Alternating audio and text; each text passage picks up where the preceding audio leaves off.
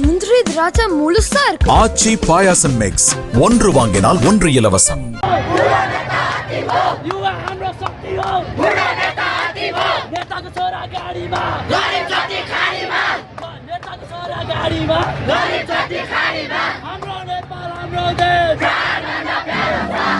நேபாளத்தில் Facebook, Insta, YouTube உட்பட 26 social மீடியாக்களை தடை செய்ததால் இளைஞர்கள் கொதித்து போனார்கள். அரசுக்கு எதிராக இளைஞர்கள் துவங்கிய போராட்டம் உள்நாட்டு கலவரமாக வெடித்தது.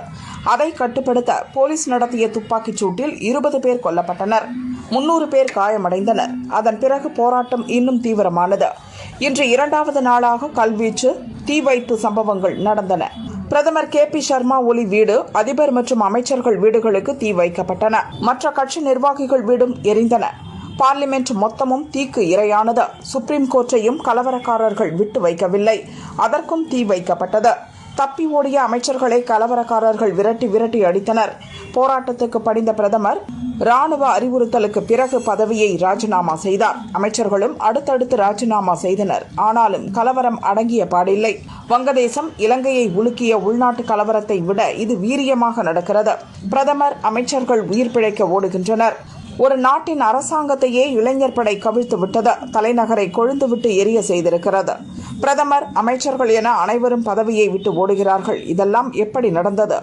இப்படி எழும் பல கேள்விகளுக்கு ஒரே ஒரு பதில்தான். அதுதான் சூடான் குருங். ஆம், சூடான் குருங் வயது 36. இவர்தான் எல்லாவற்றுக்கும் மைய புள்ளி. இளைஞர் படையை திரட்டி ஒரு நாட்டையே கதிகலங்க வைத்து விட்டார். இத்தனைக்கும் இவர் அரசியல்வாதி இல்லை.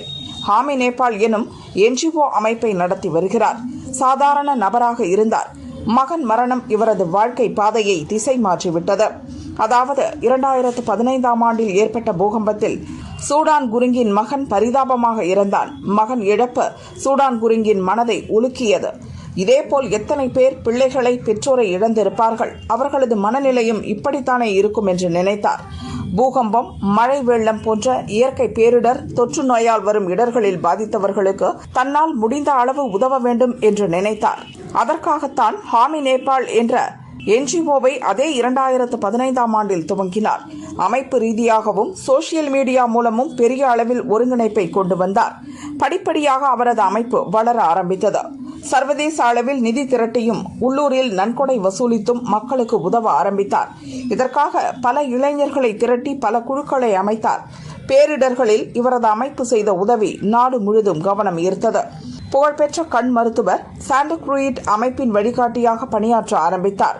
2018இல் மிஸ் யூனிவர்ஸ் அழகி பட்டம் பெற்ற மனிதா தேவ்கோட்டா அமைப்பின் தூதராக இருக்கிறார்.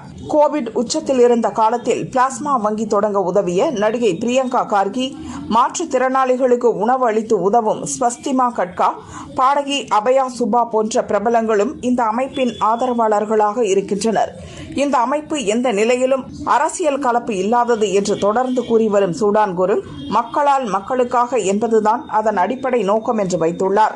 இப்படி பேரிடரில் பாதித்தவர்கள், வறுமையில் வாடுபவர்களுக்கு உதவி வந்த சூடான் குருங்கின் மனநிலை திடீரென மாற்றம் கண்டது. அரசியல் பக்கம் அவர் பார்வை போயிருக்கிறது. இருப்பினும் அதை அவர் வெளிப்படையாக காட்டிக்கொள்ளவில்லை.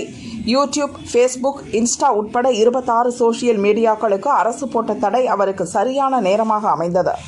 அரசுக்கு எதிராக 8ஆம் தேதி போராட்டம் நடக்கும் என்று அறிவித்தார். இது தொடர்பாக தொடர்ந்து இன்ஸ்டாவில் வீடியோ வெளியிட்டு வந்தார். எப்படி போராட்டம் நடத்த வேண்டும், அரசுக்கு எப்படி எதிர்ப்பை தெரிவிக்க வேண்டும் என்று அவர் வெளியிட்ட வீடியோ மிகப்பெரிய அளவில் வைரலானது. இளைஞர்கள் தொடர்ந்து அதை மற்றவர்களுக்கு பரப்பினர். தடை போட வேண்டியது சோசியல் மீடியாவுக்கு அல்ல, அரசின் ஊழல் ஆட்சிக்குத்தான் என்ற முழக்கத்தை முன்வைத்தார். வேலையின்மை பிரச்சினைகளையும் பேசினார். சூடான் குருங்கின் அழைப்பு 18 முதல் 30 வயதுக்குட்பட்டவர்களை உலுக்கியது. அவர்கள் போராட்டத்தில் பங்கேற்பது என முடிவு செய்தனர். நேபாள் கிட்ஸ் என்ற ஹேஷ்டேகுடன் போராட்டம் பற்றிய செய்திகள் வேகமாக பரவின. அனைவரும் பள்ளி யூனிஃபார்மில் வர வேண்டும், கையில் புத்தகங்களை எடுத்து வர வேண்டும், எதிர்ப்பை அமைதியான முறையில் தெரிவிக்கப் போகிறோம் என்பதன் அடையாளமாக இவை இருக்கும் என்று சூடான் குருங் அறிவித்தார். அவர் சொன்னது போல் காத்மாண்டில் நேற்று இளைஞர்கள் படை திரண்டு வந்தவர்களில் பெரும்பாலானவர்கள் 18 முதல் 28 வயதுக்குட்பட்டவர்கள். பார்லிமென்ட்டை முற்றுகையிட முயன்றபோது வன்முறை வெடித்தது. போராட்டக்காரர்களை கட்டுப்படுத்த போலீசார் தண்ணீரை பீச்சி அடித்தனர், கண்ணீர் புகை குண்டுகளை வீசினர். அதன் பிறகு போராட்டம் பயங்கர கலவரமாக வெடித்தது. 20 பேர் கொல்லப்பட்டனர், 300 பேர் பலத்த காயமடைந்தனர். தொடர்ந்து போராட்டத்தை தீவிரப்படுத்தினார் சூடான் குருங்.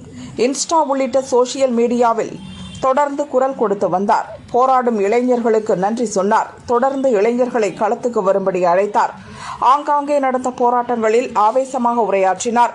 தலைநகர் காத்மாண்ட் தாண்டி போகாரா, புட்வால், பைரஹாவா, பரத்பூர், இட்டாஹாரி, டமாக் போன்ற நகரங்களுக்கும் போராட்டம் பரவியது. வேறு வழியே இல்லாமல் பதவிகளை விட்டு பிரதமர், அமைச்சர்கள் ஓட்டம் பிடிக்க வேண்டிய நிலை ஏற்பட்டது. இதன் பின்னால் பெரிய சதி இருப்பதாக ஏற்கனவே பிரதமர் KP சர்மா ஒலி குற்றம் சாட்டியிருந்தார். பல வெளிநாட்டு சதிகள் உண்டு என்று நிபுணர்கள் சிலரும் சொல்கின்றனர். சூடான் குருங்கின் அஜெண்டா உண்மையில் என்ன என்பது தொடர்பாக பலரும் அலசி வருகின்றனர். சூடான் குருங்கின் அஜெண்டா உண்மையில் என்ன என்பது தொடர்பாக பலரும் அலசி வருகின்றனர். சூடான் குருங் அழைத்ததும் இவ்வளவு பெரிய இளைஞர் படை திரண்டு வந்ததற்கு பல காரணங்கள் உண்டு. முதல் விஷயம், சோசியல் மீடியா தடையை யாராலும் சகிக்க முடியவில்லை. அடுத்த முக்கிய விஷயம் வறுமை மற்றும் வேலையின்மை. 19 - 29 வயதினரிடையே வேலையின்மை விகிதம் 20% இருக்கிறது. பல இளைஞர்கள் பிழைப்புக்காக வெளிநாடுகளில் கூலி வேலை செய்கின்றனர். சிலர் உக்ரைன், ரஷ்யா போரில் கூலிப்படை போய் நிற்கின்றனர். அரசின் மீதான இந்த அதிருப்தி தான் சூடான் குருங் கூப்பிட்டதும் இளைஞர் படையை திரண்டு வர செய்தது என்று நிபுணர்கள் கூறுகின்றனர்.